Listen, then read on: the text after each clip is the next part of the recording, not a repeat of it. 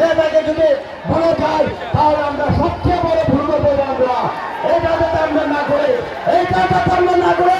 আপনাদেরকে বলতে চাই বন্ধুরা আমার, আজকে আমি বলতে চাই আপনাদের কাছে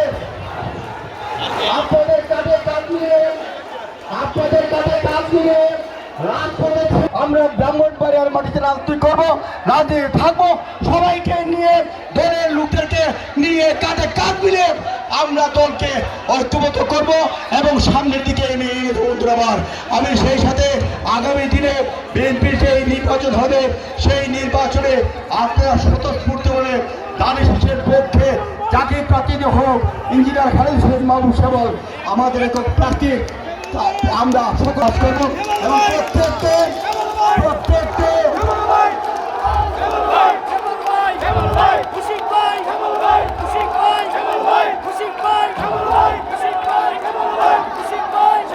প্রত্যেকটি নির্বাচনী এলাকায় আমাদের যে 6টি আসন রয়েছে,